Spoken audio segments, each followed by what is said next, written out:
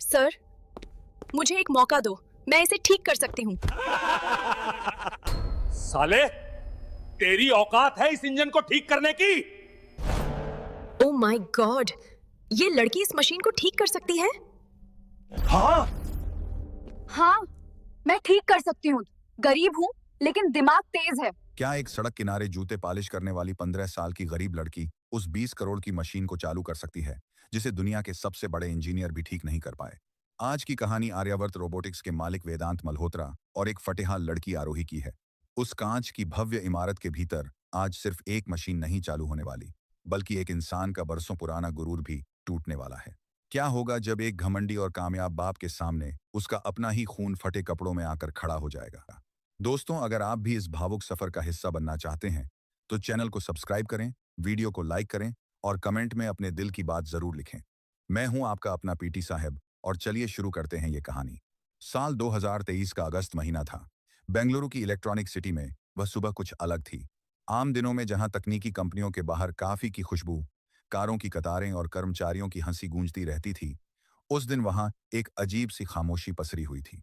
सड़क के बीचों बीच कांच और स्टील से बनी एक भव्य इमारत खड़ी थी जिसका नाम था आर्यावर्त रोबोटिक्स लिमिटेड।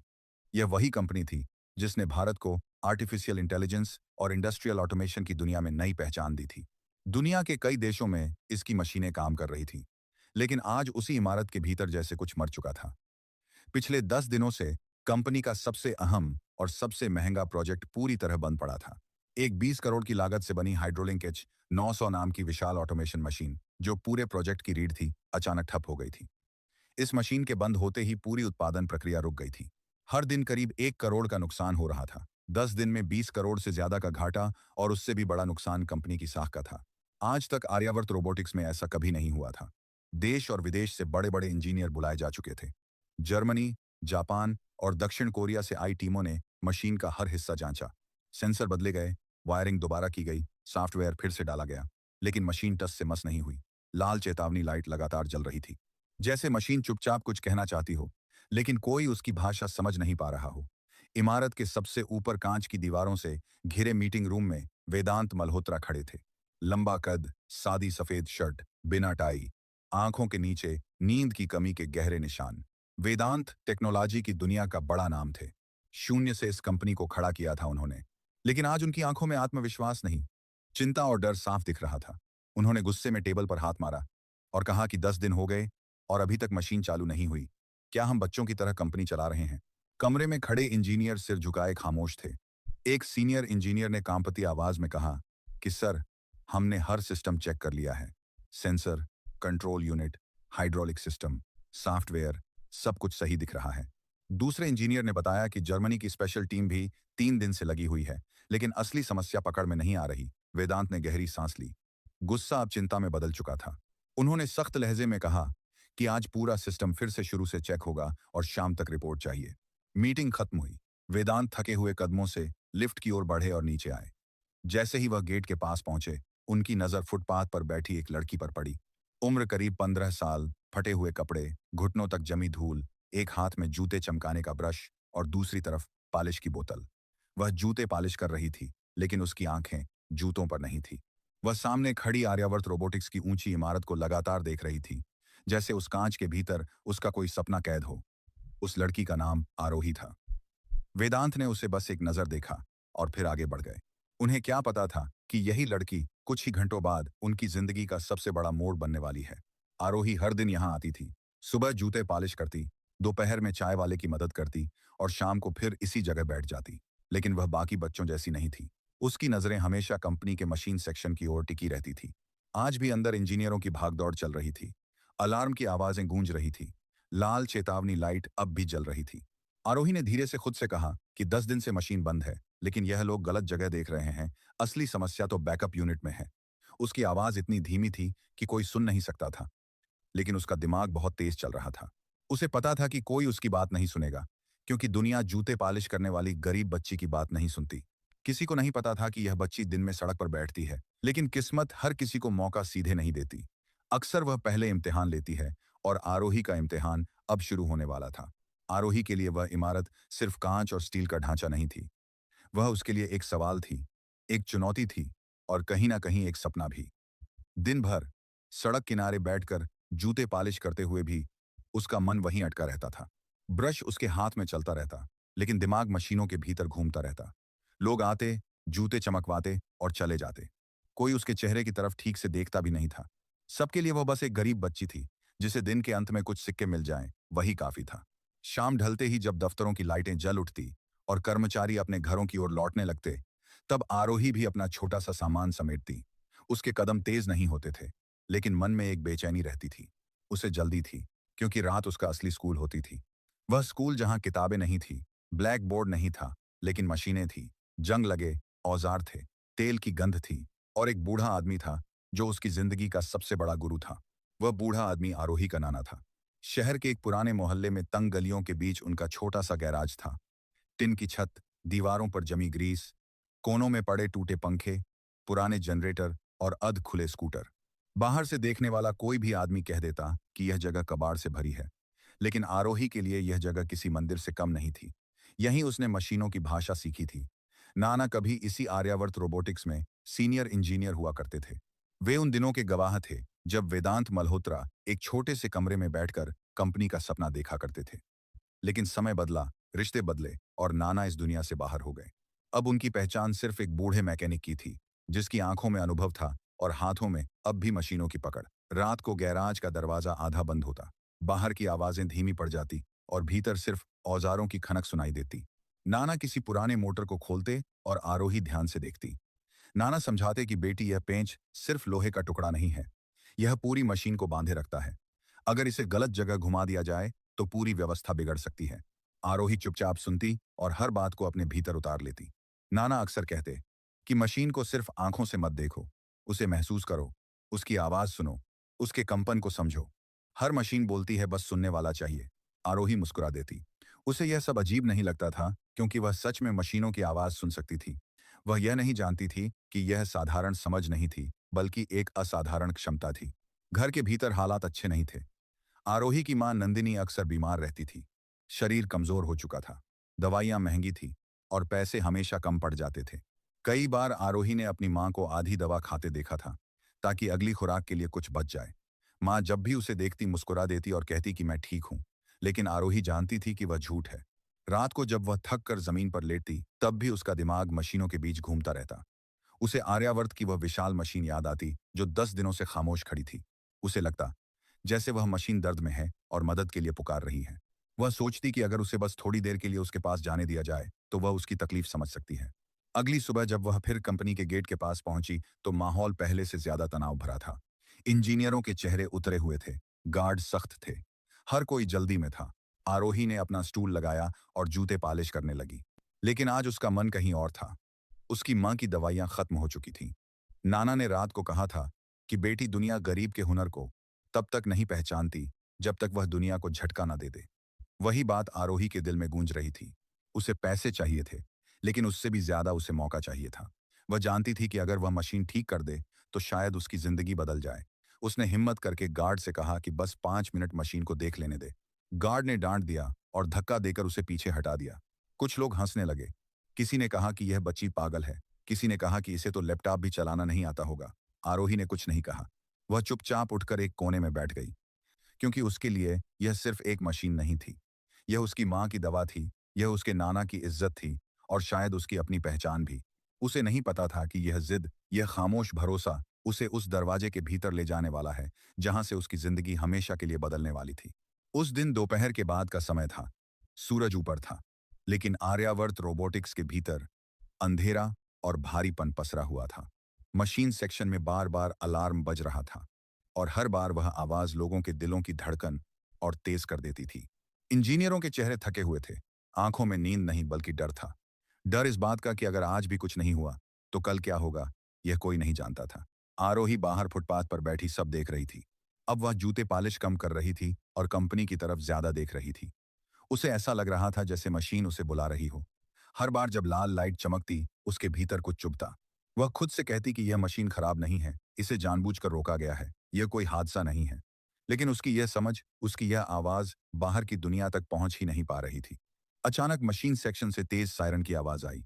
स्क्रीन पर सिस्टम क्रिटिकल एरर लिखा चमक उठा। कुछ इंजीनियर घबराकर बाहर की ओर दौड़े। गार्ड सतर्क हो गए। माहौल और ज्यादा तनावपूर्ण हो गया। आरोही भी डर गई, लेकिन उसकी नजरें मशीन के कंट्रोल रूम पर टिक गई। उसे साफ दिख रहा था कि लोग फिर वही कर रहे हैं जो पिछले 10 दिनों से कर रहे थे। सेंसर, स्क्रीन कोड, लेकिन कोई भी वहां नहीं देख रहा था जहां असली गड़बड़ी छुपी हुई थी। वह धीरे से उठी और गेट के पास चली गई। उसने हिम्मत करके फिर से अंदर झांकने की कोशिश की। तभी एक गार्ड ने उसे देख लिया और गुस्से में चिल्लाया, क्या है रे, बार बार यहाँ क्यों आ जाती है? उसने आरोही को जोर से धक्का दिया। आरोही संतुलन खो बैठी और सड़क पर गिर पड़ी। उसके हाथ से ब्रश और बोतल दूर जा गिरे। कुछ लोग रुक कर देखने लगे। किसी ने हंसते हुए कहा कि यह बच्ची सच में पागल है, इतनी बड़ी कंपनी में यह क्या कर लेगी। आरोही उठी, कपड़ों से धूल झाड़ी और चुपचाप वापस अपने कोने में बैठ गई। उसकी आंखों से आंसू निकल आए, लेकिन उसने उन्हें जल्दी से पोंछ लिया। उसे रोना नहीं था, उसे बस एक मौका चाहिए था। वह जानती थी कि अगर वह अंदर गई और सही जगह दिखा दी तो सब बदल सकता है। लेकिन वह यह भी जानती थी कि उसकी शक्ल, उसके कपड़े और उसका पेशा उसके सबसे बड़े दुश्मन हैं। शाम ढलने लगी थी। वेदांत मल्होत्रा थके हुए कदमों से बाहर आए। सिर भारी था, आंखें जल रही थी। 10 दिनों की नींद एक साथ उतर आई थी। जैसे ही वह गेट के पास पहुंचे, उनकी नजर फिर उसी लड़की पर पड़ी। वही लड़की जो सुबह से वहीं बैठी थी। अब वह चुपचाप जमीन पर बैठी थी। उसके पास कोई ग्राहक नहीं था। ब्रश एक तरफ पड़ा था, लेकिन उसकी नजरें अब भी कंपनी के भीतर थी। वेदांत कुछ पल रुके। उन्हें नहीं पता क्यों, लेकिन उस लड़की की आंखों में उन्हें कुछ अलग दिखा। कोई लालच नहीं, कोई चालाकी नहीं, सिर्फ एक बेचैन सच्चाई। मशीनों की तरफ घूरती रहती है, मैंने इसे कई बार भगाया है। वेदांत ने आरोही की तरफ देखा। आरोही ने नजरें झुका ली। कुछ सेकंड की खामोशी के बाद वेदांत ने पूछा कि तुम मशीन को इतना ध्यान से क्यों देखती हो? आरोही की आवाज बहुत धीमी थी, लेकिन शब्द साफ थे। सर, मुझे मशीनें पसंद हैं। वेदांत ने हल्की सी हंसी के साथ कहा कि मशीनें और तुम जूते पॉलिश करती हो, यह करोड़ों की मशीनें हैं। आरोही के भीतर डर था, लेकिन उससे बड़ा विश्वास था। उसने हिम्मत करके कहा कि सर, अगर मुझे बस एक बार मशीन के पास जाने दिया जाए तो मैं बता सकती हूँ कि समस्या क्या है। पास खड़े कुछ इंजीनियर हंस पड़े। किसी ने कहा कि सर, समय बर्बाद मत कीजिए, 10 दिन में हम नहीं समझ पाए और यह बच्ची बताएगी। लेकिन आरोही चुप रही। उसने सिर्फ वेदांत की आंखों में देखा, जैसे वह उनसे नहीं, उनकी अंतरात्मा से बात कर रही हो। वेदांत के भीतर कुछ हिला। उन्हें अचानक अपना बचपन याद आ गया। वह समय जब लोग उन्हें भी ऐसे ही देखते थे। एक आम सा लड़का, बड़े सपने और कोई भरोसा नहीं। उन्होंने गहरी सांस ली और सख्त आवाज में कहा कि ठीक है, इसे अंदर लाओ। पूरे स्टाफ में जैसे बिजली दौड़ गई। सर, यह ठीक नहीं है, यह बच्ची है, मशीन खतरनाक है। लेकिन वेदांत ने साफ शब्दों में कहा कि मैंने कहा है, इसे अंदर लाओ। आरोही पहली बार उस गेट के भीतर गई जिसे वह महीनों से बाहर से देखती आ रही थी। हर कदम के साथ उसका दिल तेज धड़क रहा था। लोग फुसफुसा रहे थे। कोई उसे मजाक समझ रहा था, कोई खतरा। लेकिन आरोही की नजर सिर्फ एक जगह थी, उस विशाल मशीन पर। वही हाइड्रोलिंक H900 जो अब उसके सामने खामोश खड़ी थी। वेदांत ने इंचार्ज से पूछा कि मशीन क्यों बंद है। इंचार्ज ने वही पुराना जवाब दिया कि सर, तकनीकी खराबी है, हमने सब कुछ चेक किया है। वेदांत ने आरोही की ओर देखा और पूछा कि तुम्हें पता है यह मशीन क्यों बंद है? पूरा हाल शांत हो गया। आरोही कुछ पल चुप रही, फिर बोली कि सर, अगर मैं मशीन को पास से देख लूं तो शायद बता सकूं। लोग फिर हंसे, लेकिन इस बार वेदांत नहीं हंसे। उन्होंने सबको चुप कराया। आरोही धीरे धीरे मशीन के चारों ओर घूमने लगी। वह उसे छू रही थी, उसकी आवाज सुन रही थी, उसके कंपन को महसूस कर रही थी, जैसे वह किसी जीवित चीज से बात कर रही हो। अचानक आरोही रुकी और बोली कि सर, यह मशीन खुद नहीं रुकी, इसे किसी ने रोका है। पूरे हाल में सन्नाटा छा गया। एक इंजीनियर ने हंसते हुए कहा कि यह बकवास है, मशीन खराब है। आरोही ने शांत आवाज में कहा कि नहीं सर, इसके मेन प्रेशर वॉल्व को आधा घुमाया गया है। यह हादसा नहीं, जानबूझकर किया गया है। इंजीनियर चौंक गए। किसी ने कहा कि यह नामुमकिन है, उस वॉल्व तक पहुंचने के लिए मशीन खोलनी पड़ती है। आरोही ने मशीन के एक कोने की तरफ इशारा किया और कहा कि अगर इस पैनल की तीसरी स्क्रू ढीली कर दी जाए तो बिना पूरी मशीन खोले हाथ अंदर जा सकता है। जांच की गई, स्क्रू सच में ढीली थी। उस पल कमरे की हवा बदल गई। अब यह सिर्फ एक खराब मशीन नहीं थी, यह एक साजिश थी, और उस साजिश को सबसे पहले पहचानने वाली एक जूते पॉलिश करने वाली गरीब बच्ची थी। कमरे में अचानक ऐसा सन्नाटा छा गया था जैसे किसी ने हवा को भी रोक दिया हो। मशीन सेक्शन, जो कुछ देर पहले तक शोर और बहस से भरा था, अब बिल्कुल शांत था।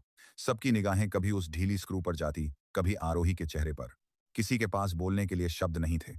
10 दिनों से जिन इंजीनियरों की समझ यहां आकर ठहर गई थी, वहां एक 15 साल की बच्ची बिना किसी औपचारिक पढ़ाई के साजिश की तरफ इशारा कर चुकी थी।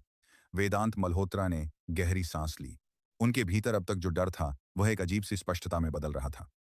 उन्होंने शांत लेकिन दृढ़ आवाज में पूछा कि अगर यह वाल्व जानबूझकर घुमाया गया है तो क्या मशीन फिर से चालू हो सकती है। कमरे में कुछ इंजीनियर बेचैन हो उठे। किसी ने कहा कि सर, यह मशीन बेहद संवेदनशील है, जरा सी गलती से विस्फोट भी हो सकता है। किसी ने कहा कि बच्ची है, इसे जिम्मेदारी मत दीजिए।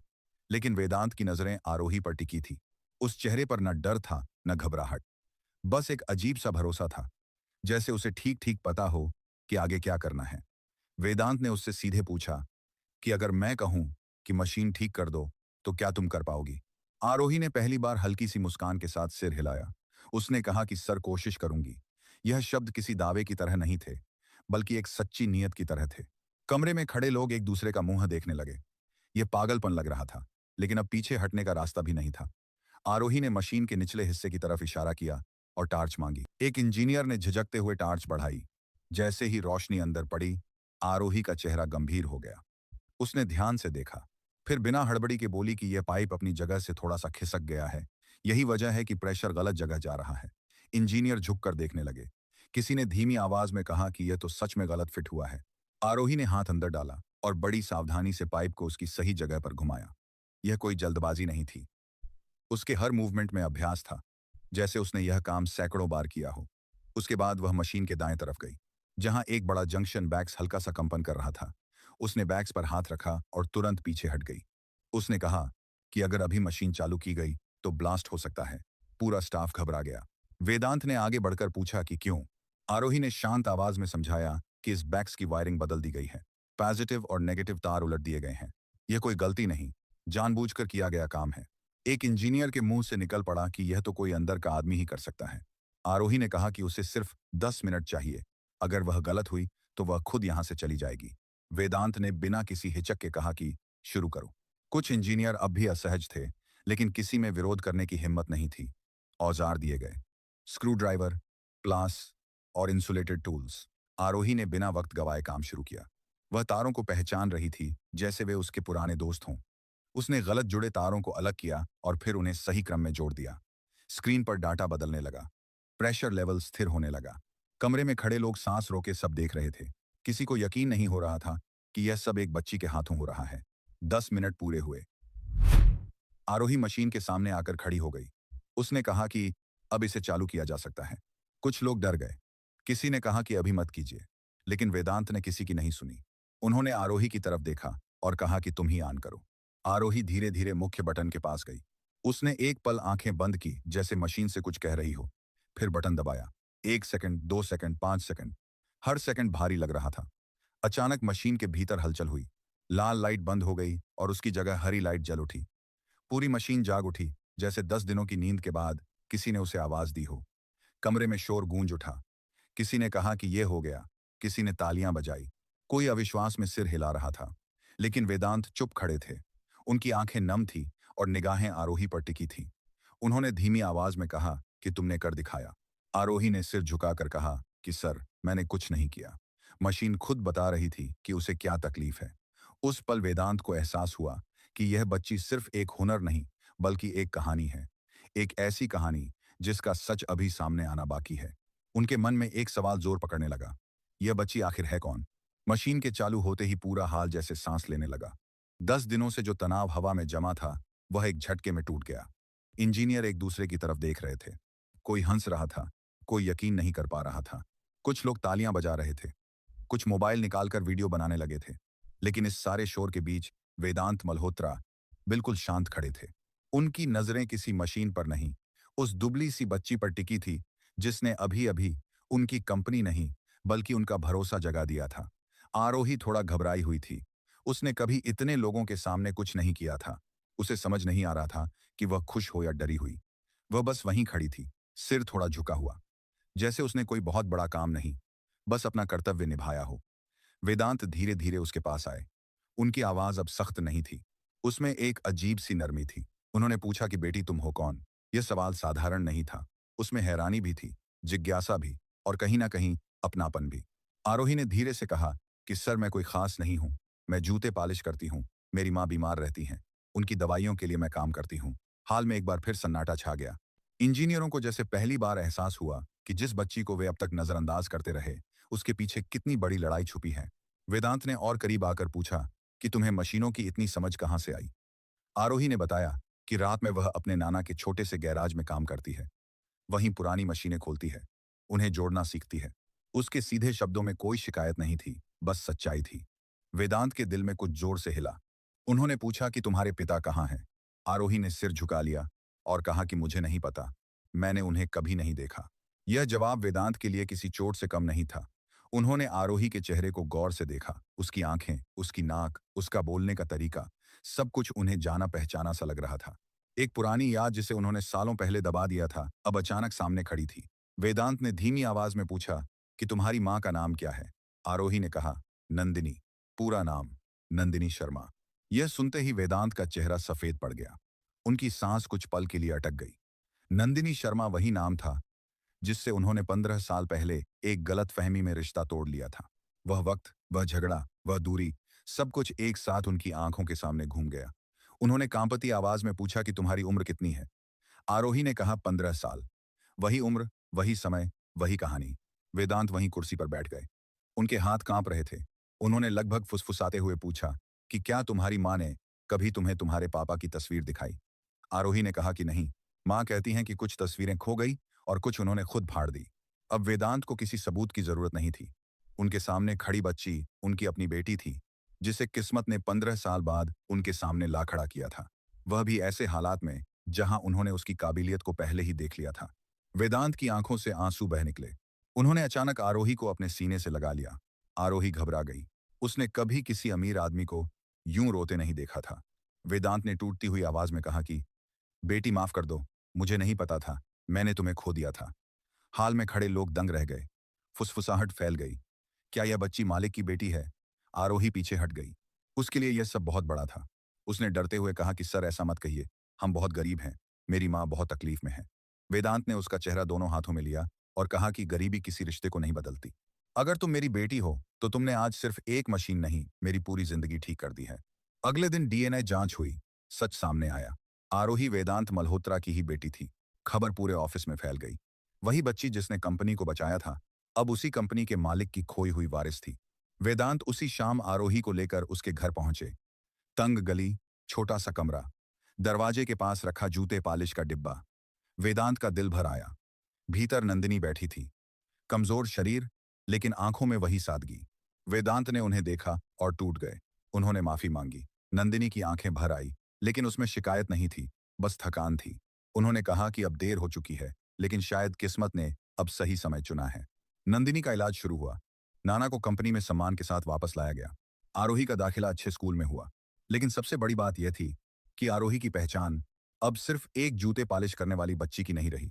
वह एक बेटी थी, एक हुनरमंद दिमाग था। वेदांत जब भी उसे काम करते देखते हैं तो मन ही मन कहते हैं कि काश मैंने उसे कभी खोया ही ना होता। लेकिन आरोही मुस्कुराकर कहती है कि अगर मैं खोई ना होती तो शायद मुझे मशीनों की दुनिया नहीं मिलती और शायद मैं आपको कभी वापस नहीं पाती। कभी कभी जिंदगी पहले हमें तोड़ती है, फिर जोड़ती है, लेकिन जब जोड़ती है तो इतनी खूबसूरती से कि पुराने सारे दर्द भी किसी इनाम जैसे लगने लगते हैं। दोस्तों, अगर यह कहानी आपके दिल को छू गई हो तो कमेंट में जरूर बताइए और यह भी लिखिए कि आप यह कहानी भारत के किस कोने से सुन रहे हैं।